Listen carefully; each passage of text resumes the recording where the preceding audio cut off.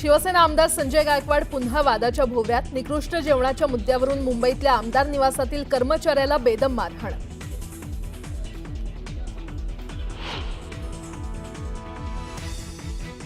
नागपूर जिल्ह्यामध्ये अतिमुसळधार पावसाची शक्यता। शहराच्या अनेक भागांमध्ये साचलं पाणी। घरांमध्ये अडकलेल्या नागरिकांचं बोटीच्या माध्यमातून रेस्क्यू सुरू। जिल्हाधिकाऱ्यांनी शाळांना केली सुट्टी जाहीर।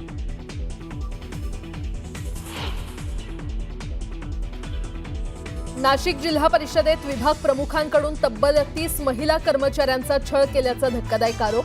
महिलांच्या तक्रारीनंतर विशाखा समितीकडून चौकशी सुरू।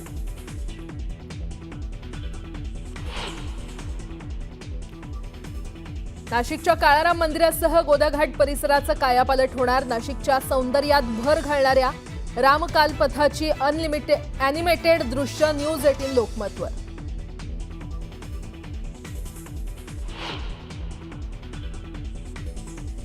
गिरणी कामगारांच्या विविध मागण्यांसाठी आज गिरणी कामगार संयुक्त लढा समितीच्या वतीनं आझाद मैदानात धरणे आंदोलन।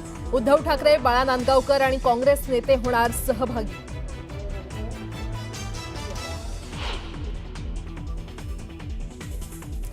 खासगीकरण आणि कामगार कायद्यांच्या विरोधात आज भारत बंदची हाक। 25 कोटी कामगार सहभागी होण्याची शक्यता। बँकिंग, खाण आणि पोस्टल खात्याचे कर्मचारी सहभागी होण्याची शक्यता।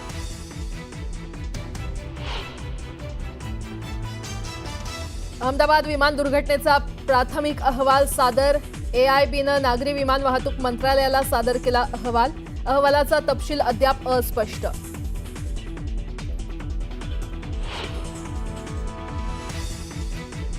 गुजरातमध्ये वडोदरा ते आणंदला जोडणाऱ्या नदीवरील पुलाचा काही भाग कोसळला। 4 ते 5 वाहनं नदीत पडल्याची भीती। 2 जणांचा मृत्यू।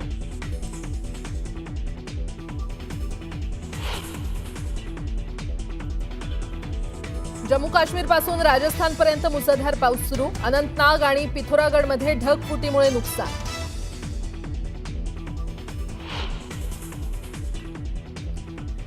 अमेरिकेतील टेक्सासमध्ये आलेल्या प्राणघातक पुरानंतर न्यू मेक्सिकोमध्येही पुराचा कहर। शेकडो लोक घरात अडकले।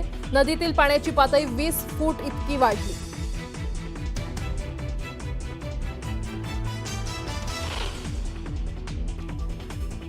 आणि अभिनेत्री आलिया भट्टला 77 लाखांचा गंडा। पीएकडून प्रोडक्शन हाऊसमधून पैसे हडपल्याचा आरोप। जुहू पोलिसांनी केली आलियाच्या पीएला अटक।